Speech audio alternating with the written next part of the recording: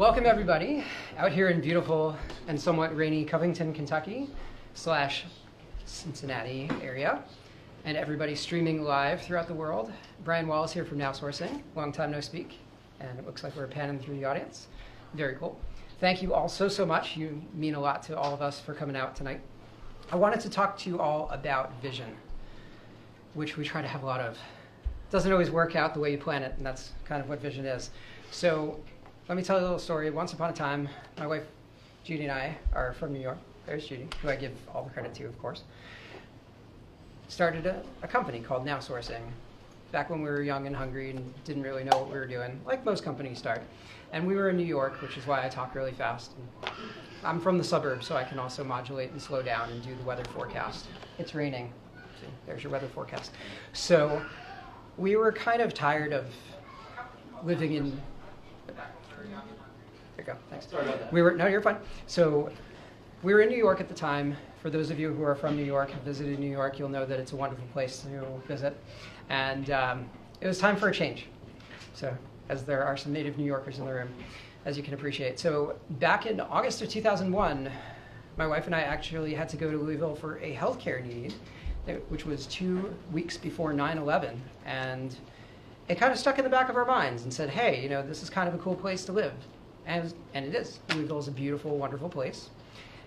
And it's not New York, and everything is, the economies of scale is quite a bit different, where you can have a life instead of multi-generational debt, especially when you're trying to start a startup. For those of you who are watching from San Francisco, Silicon Valley, who have to make $125,000 to afford a studio apartment and then have to sell blood and plasma for groceries, I'm sure you can appreciate. You have to raise as much as a startup. And raise as much as a startup. Yeah, just for your apartment, so you can have half a decrepit, broken down paper bag to live in or something. But I digress. So the Midwest is where it's at. You'll actually read a lot of articles. There's a great article from VentureBeat a few weeks ago talking about how the Midwest within the next few years is going to have more startups than all of these other places. And it's true, because Midwest is an enormous area where there's a lot of stuff going on, lots of great standards of living, costs of living, and plenty of places with capital, space, and innovation. So we made the jump from New York to Louisville, and now we've made the jump again from Louisville to Cincinnati, because we've identified a lot of great... Yeah, you're okay. We've really identified that this is a wonderful place to do business. For those of you who don't know the greater Cincinnati area, I apologize. We're in Kentucky. This is Covington, Kentucky. We'll get to that. But the greater MSA, CSA of Cincinnati, population 2.1 million, is home to 2 of the Fortune 50 companies, P&G and Kroger. For those of you who don't know those, we're talking $80 to $100 billion companies. P&G specifically invented print advertising, invented branding, and has you so enamored with their brands that you would never switch, and you'll tell your children from 3 to 4 generations out to always buy Tide. This is not a commercial by P&G, nor have they endorsed this, so whatever, deal with it. So not only that though, but we also have an incredible startup community out here. If you look earlier on the broadcast, you'll see some of the fine folks at Chore Monster, now rebranded as Family Tech, which is a larger group of startups. And it occurred to me, and it occurred to Judy and I and the rest of the folks at Now Sourcing, that there's just a lot more going on here. So we've opened a second office here. We're at the Oddfellows space, and I'll introduce you to the principals of Oddfellows Hall and Oddfellows Co-working, so you could get a better understanding of what's going on here. But it's occurred to me that, so backing up a second, for those of you who don't know what Think Big is in Louisville, 2 years ago, I was very frustrated with some of our clients where they, for those of you who don't know, which you all should know, we make infographics, we promote them in the media, we get all sorts of national media attention, and a lot of people that we were doing business with in Louisville would say, oh, hey, can you get us in publication XYZ? And we'd be like, yeah, so can you. Pick up the phone, walk into their office, email them. Like the top story is like this such and such, eatery opens and 5 ducks cross the street. No offense to Louisville, but there's just not tons of innovation and lots of things going on all the time. A lot of people who made the drive from Louisville know that they are the innovators. I mean, the firepower in this room from the Louisville region is incredible, which you can see in some of the earlier stuff, including the folks who are filming it right now from Switcher Studio. So it occurred to me that we needed to help people think bigger. So we had a series of events where we looked at a lot of different industries. We looked at food, we looked at logistics, we looked at healthcare, we looked at tech. And because people need ideas, if I put a gun to your head and I say, be creative, you're going to come up with something, but it won't be that good. But if we seed some ideas and we give you some more information and we breed innovation inside the city and outside the city, that can actually make things happen. I've heard from people in the room that folks have actually come together and done business deals. UPS is the largest employer in Louisville, 23,000 people work there. We've helped UPS kind of make a whole bunch of small business connections and all that. So what we are here today to do is to extend that vision into more of a super corridor. So this is just like me and my crazy head, but I find that people like to listen to me rant instead of like PowerPoint slides in the background. So if you'll permit me, the concept here is, for those of you who drove from Louisville to the Cincinnati area, you saw that it wasn't actually that far after all, and it wasn't big and scary, and it was a nice, smooth ride.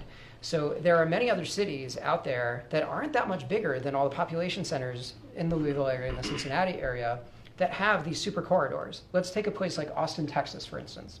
Austin is exploding with growth. The city is more congested per capita than New York City, which is just insane and disturbing for a former New Yorker or a recovering New Yorker, whatever you prefer. And it's gotten so crazy that people are priced out even there instead of just the coast. So now what do? So now you go north and you go south. For those of you who don't know the Austin region, if you go a little north to Round Rock, that's where Dell is. And if you keep going south, eventually you hit San Antonio. So I-35, that whole region has become a super corridor of growth. You've never seen so much building. I think it's like 10% growth year over year, as opposed to most other cities that are either negative or maybe 1-2%. And they're just building like crazy down that corridor. And it occurs to me, there's a lot of stuff going on in Louisville. And there's a lot of stuff going on in Cincinnati. Both cities are very unique in the benefits that they have and the problems that they have. I think one of the things that both city centers have an issue with is understanding what the overall city loop is. For those of you who know what the Metro and the MSA and CSA of all these places, it counts the whole region. It's usually multiple counties. So Louisville borders the Ohio River further south, where you have southern Indiana. And southern Indiana and Louisville don't usually get along. If you have an event in southern Indiana, nobody comes to it. And they always feel like the redheaded stepchild. No offense to redheads in the room, but southern Indiana always feels like the redheaded stepchild and left out of the plans of Louisville. So our idea there is, hey, unite, you're one metro area, what are you doing? So we face a similar problem over here in Covington, Kentucky. And Tony will tell you later, how many river towns are there together here, Tony? It's like 23 or something crazy. In Kent County, there's 19 separate cities just in Kenton County. And that's cities, and that's just in this county, across the river from Cincinnati, which is almost twice the size metro area of Louisville.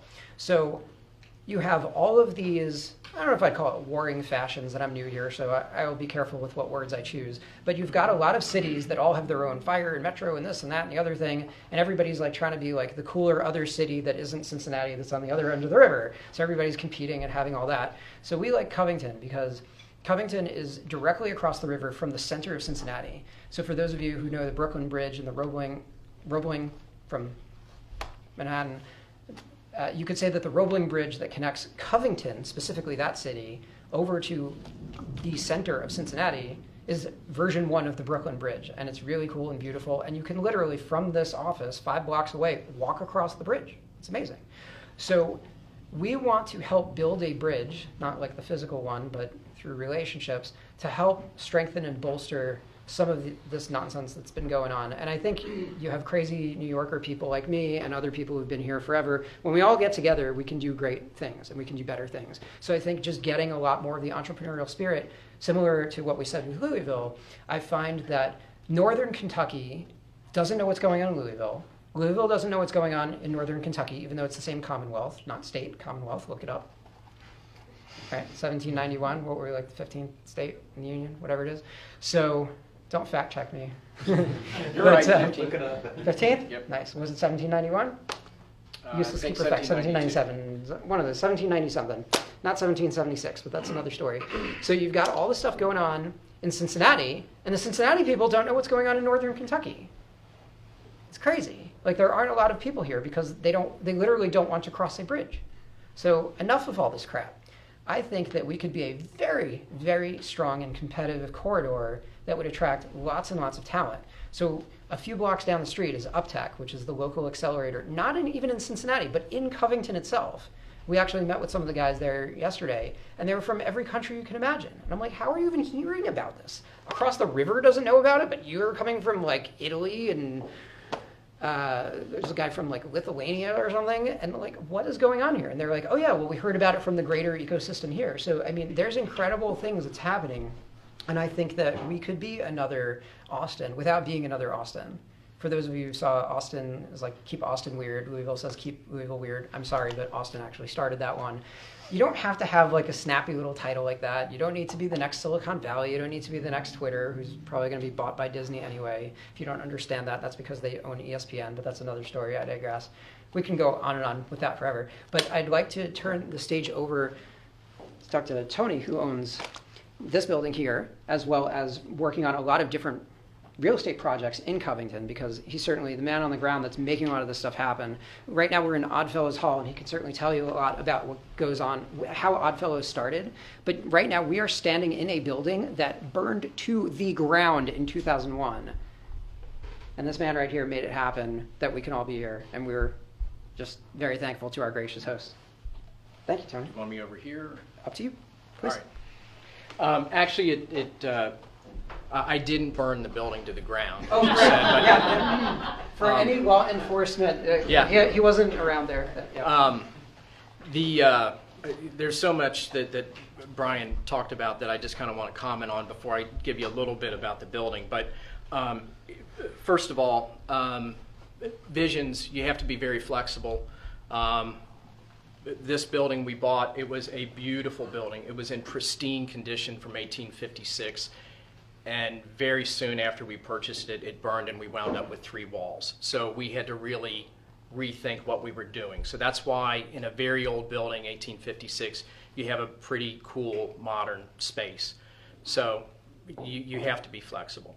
But it's so refreshing to have people like Brian, new people into the area, because so many of us that have grown up here, what we see is, well, that's Louisville. They're far away, or that's Cincinnati. And Brian doesn't see all those divisions or see all those divides. And it's very refreshing to say, well, why can't you do this? And when you think about it a little bit, it's like, well, why can't we do more together? Why aren't we doing more together? And so it's just been a lot of fun having him up here. It's fun listening to some of his vision. And I think the local people here, and I mean Louisville and Covington and Cincinnati, we can learn a lot from people that are coming into the area and they're asking, why is it this way? It's refreshing. Just a little bit about this building. It's probably one of the most historic buildings in the city of Covington. It was built in 1856. Brian mentioned John Roebling, who built the suspension bridge here, which was a prototype of the Brooklyn Bridge in New York. He was friends with Amos Schenkel, who was the catalyst behind this building and was in town during the construction of this. So a lot of people assume that John Roebling was probably the engineer for this building because it was pretty special. It had a suspended ceiling, beautiful truss work up in the attic. Unfortunately, all of that was lost in the fire. When the building burned, it was an electrical fire. We were just getting ready to renovate it. It was heartbreaking. We wound up literally with 3 walls, and that was it. We had great vision for the building, and it was an important piece of Covington. It's one of the busiest corners in Covington, 5th and Madison. And when we bought the building, it had a strip club, a liquor store, a strip club, a pawn shop, a beer and shot joint, and another strip club, all on the first floor. That's one hell of a night. That was, you could spend a lot of time there.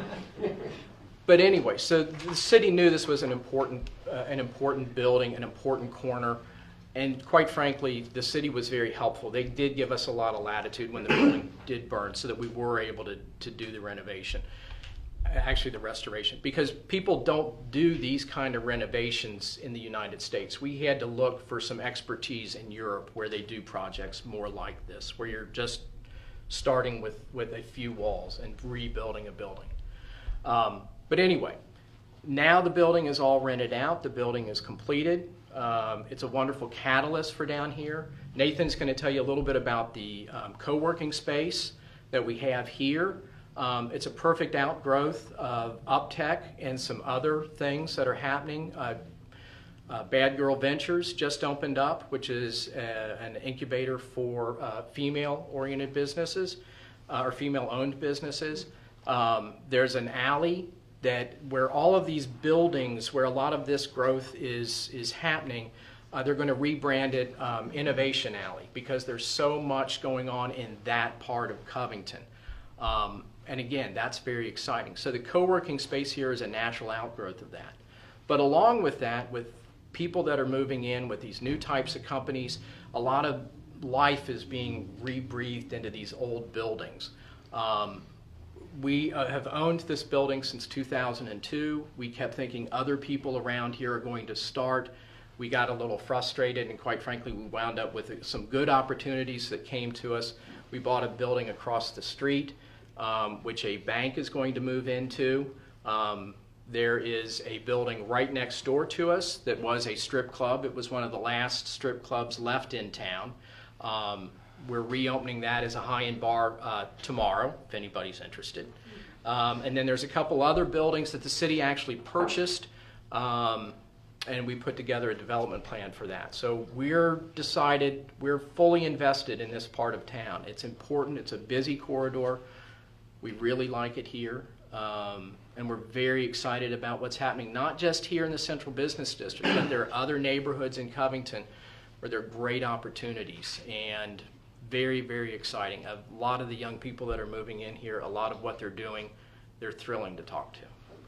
And that's all I've got to say. Outstanding.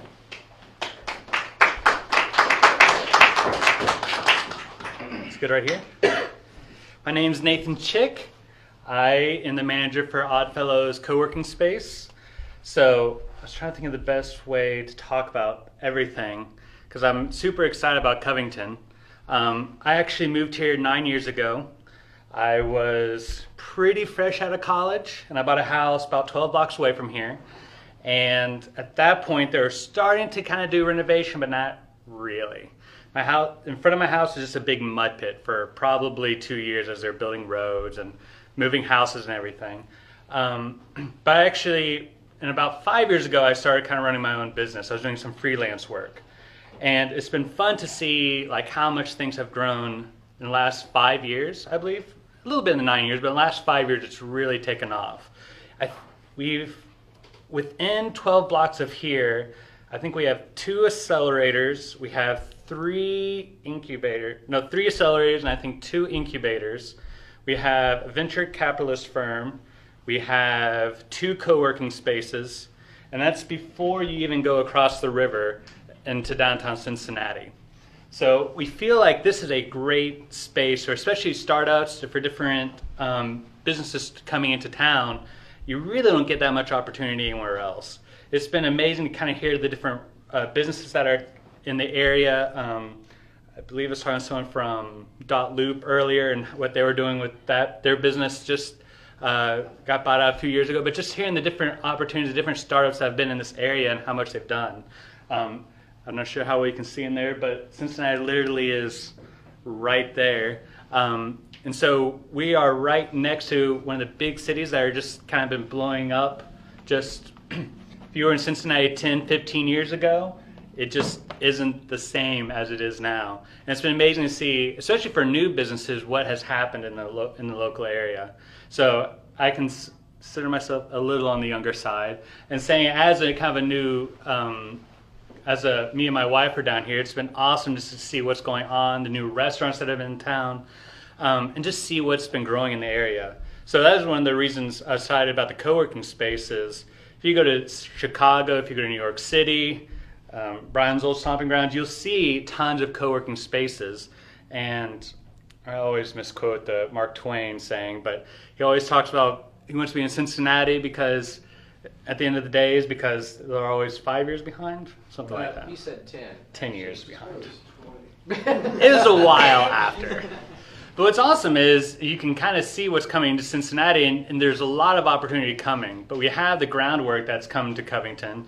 We have people that are excited in the city and are trying to build it up. So it's been really fun, and that's one of the reasons we kind of got the co-working space going, is because we see the opportunity coming. So we're super excited about this side of the river, and obviously Cincinnati has a lot of great stuff. Louisville literally is right down the road from us. It's awesome to kind of see people kind of, I almost feel like kind of waking up to the different opportunities that are out there. So that's all I have to say.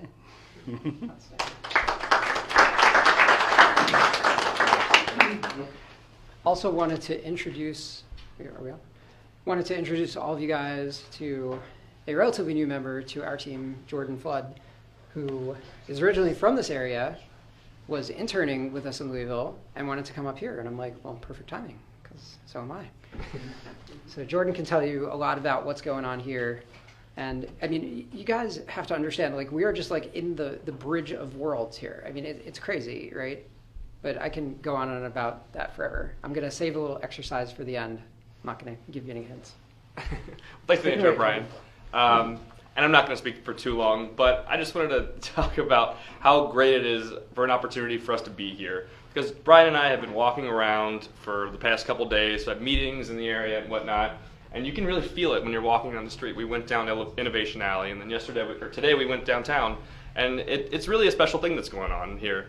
And we're lucky to be a part of it, and Louisville is a great city as well, and we're not leaving, obviously, but we're growing, and hopefully we can connect the two, and even Cincinnati. So we're just really glad to be here, and thanks, guys, for everybody for coming out, and thank you for everybody for watching. Thanks. All right.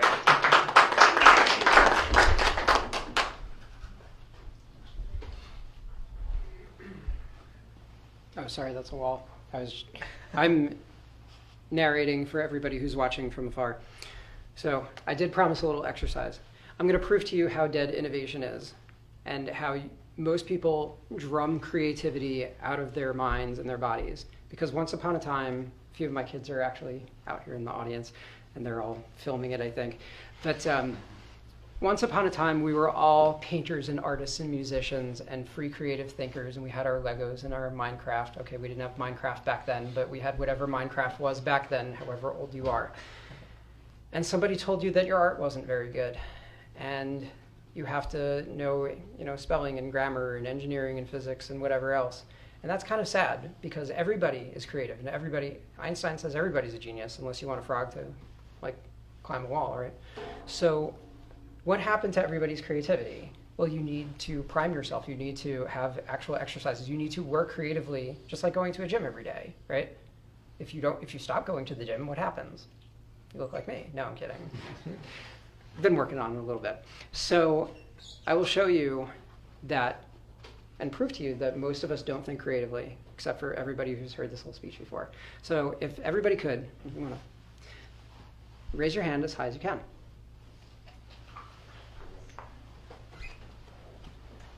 Okay.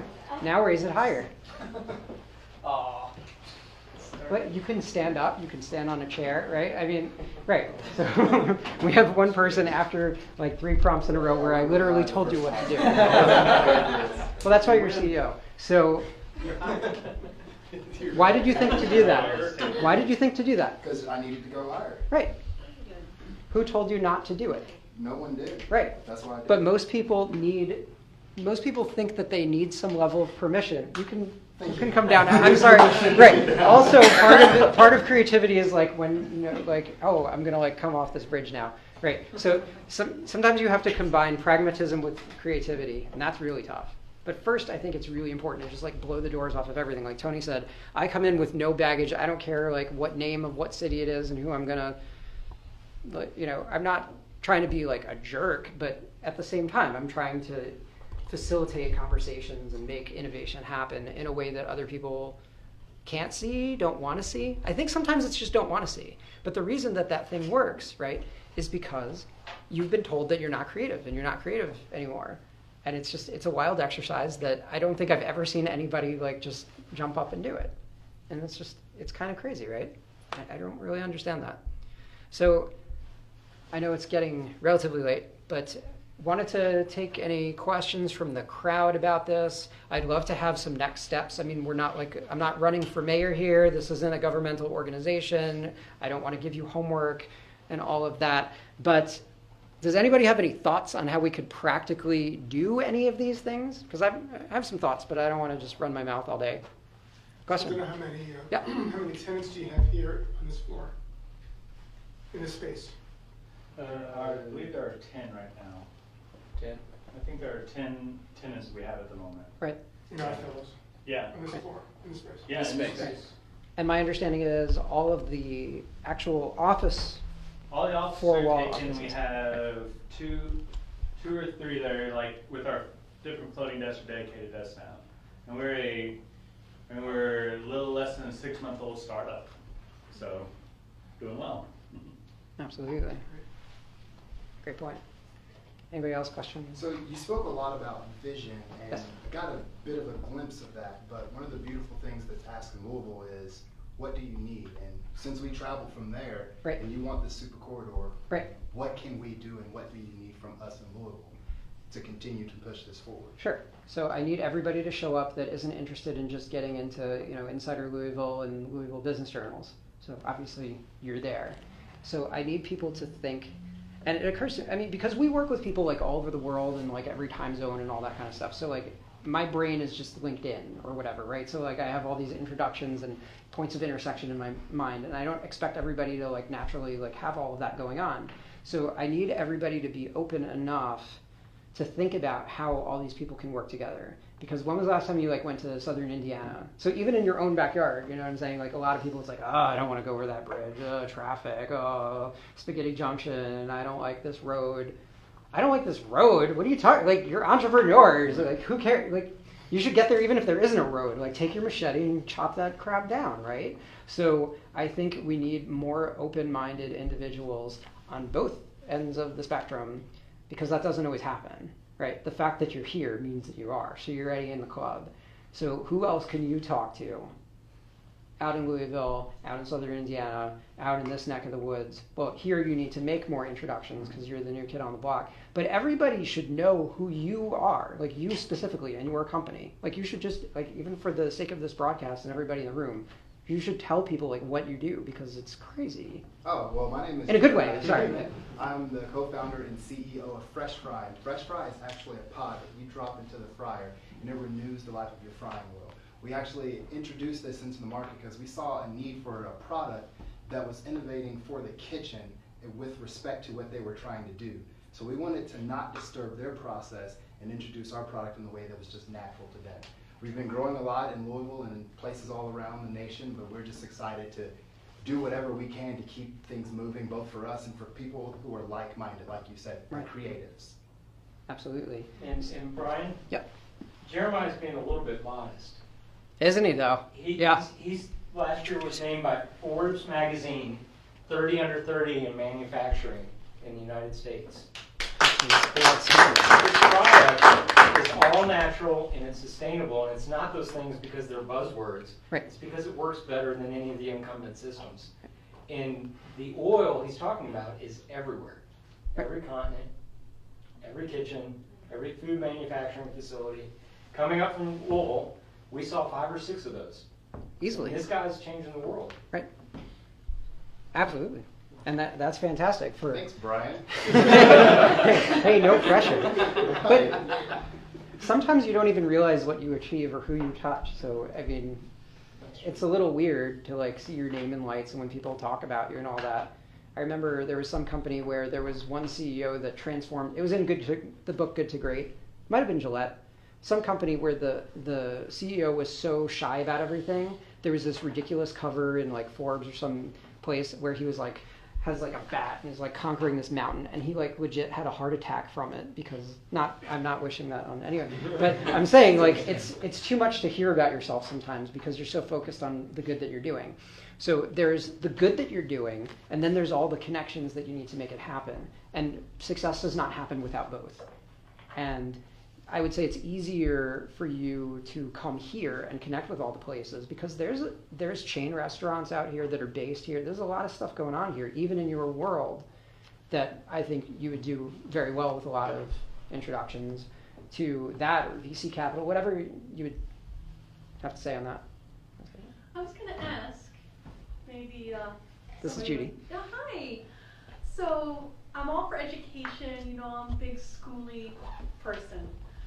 But let's acknowledge who's the mentor standing behind you? Brian and Jeremiah and Tony. If anybody wanted to just say, hey, I really have a person to thank that brought me here today. So you go first. Well, that's you. You know, who's not here? Maybe Right. who's standing behind you? Yeah, we're facing the same direction, and I love Sure. that. But who would you say is standing behind Sure. you? And think of all your responses. Everyone's welcome to That's a good question. You share, want me to? acknowledge. People don't want to dive in the frigid water on that one. I got one. Yes. That's Okay. easy. Please, let's All do it. right. So, I have a love of old buildings, and that is mostly from my grandmother. And our church is right down there. And as a kid, she would take me to church there. It was great to sit with my grandmother and go with her to church. But every time we would stop at that light, and she saw this beautiful old building, she just told me, you know, what a wonderful building it was, and would explain architecturally why. Now, she wasn't trained other than what her eye was. And, you know, it gave me a great love of this particular building, but old buildings. And then when this opportunity came, I didn't have any choice, it didn't seem like. And it just kind of Yeah. snowballed from there. So. Beautiful. Nice. Any other takers? We won't make you cry. It's like a good support group.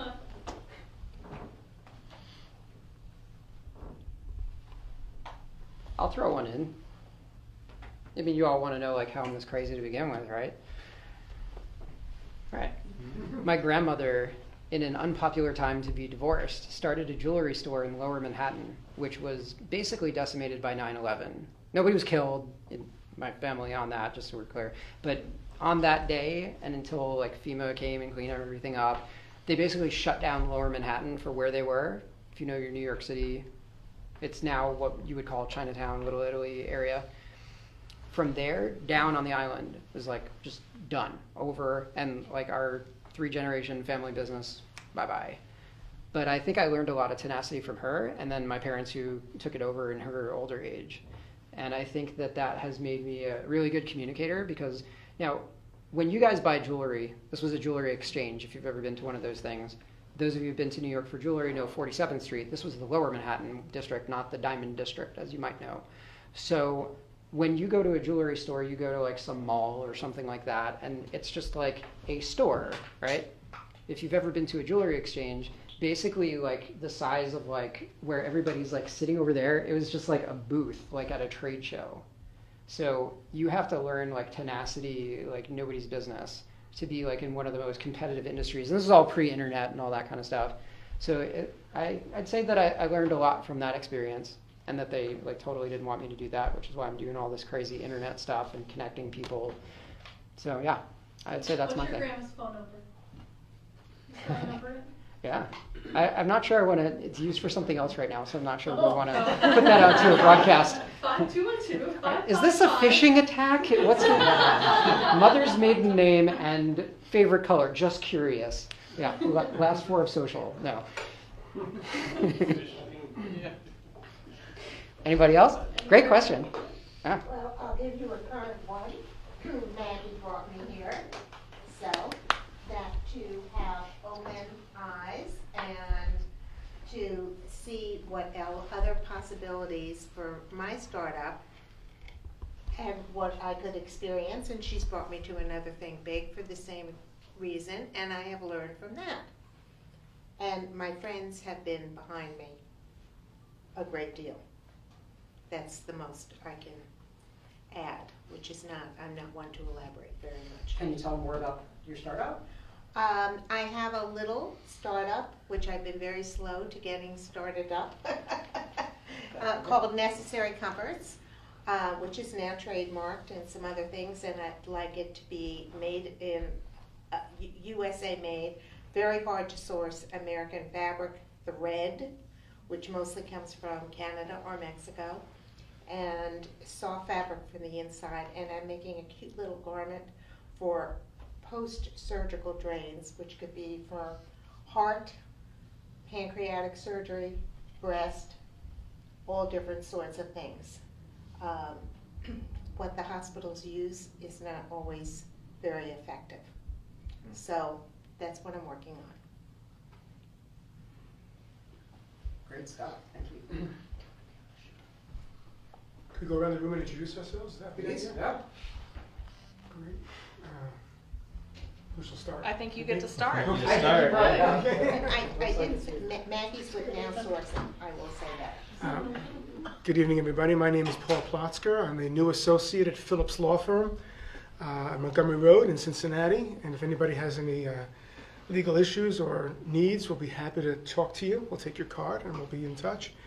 Hopefully you don't need any lawyer's help, but if you do, we're a small firm. We do a lot of good work and we'll be happy to help you out. Thanks very much.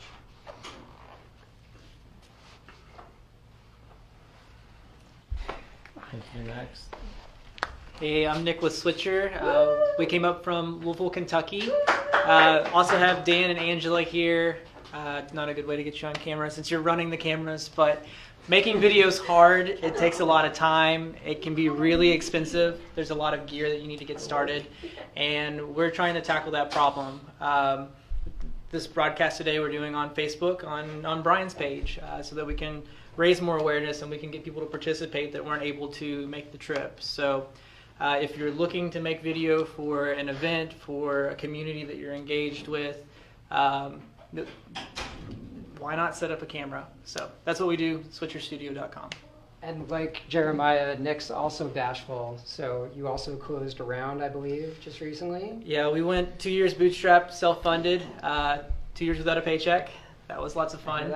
But we just closed on our first round of funding. We have a new product that's coming out in the next 3 or 4 weeks. Closed on $400,000 with some follow-on funding in the first part of the year.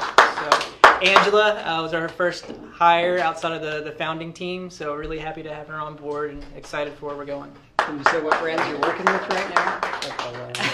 So since we've launched our Facebook integration, we have had signups from Discovery. There was a broadcast on USA Today's Money Tech podcast earlier this week.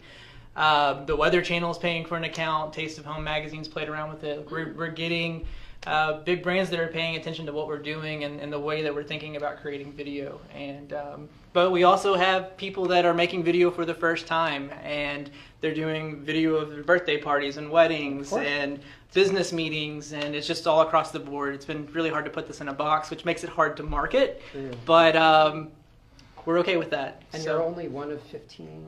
We're we're a official partner with Facebook Live, so with our product you can make really dynamic TV style productions without any special hardware, using iPhones, iPads, and you can record. It works with Facebook Live, it works with YouTube. We're one of 15 companies that's an official partner with Facebook. So if you're looking to do video on your page, where you've already built that audience, you have your communities of people that are listening, this is a way to take it up a notch from just the built-in camera, point and shoot, single camera up the nose shot to make it a little more interesting. And so that's what we've done today with the multiple cameras, some graphics, and I'm happy to get you all on camera too. Good stuff. Thanks, Brian. I got to push, man. Anybody else? I can introduce you all if you want, but usually it works. Say a few The words? camera's pointed at you guys. You should probably go on. There's someone waiting over there. You guys. I'm John Jackson, the creative director at Now Sourcing. More of a back in the corner kind of guy. Well done. I'm Michael Lyle Davis, marketing support consultant. Anybody else? No? Okay. I'll go. All right, go. Do it. I'm Maggie Kimbrell. I'm with Now Sourcing. I'm a content strategist and promotion specialist. And in my other life, I'm also an internationally published whiskey and cigar writer.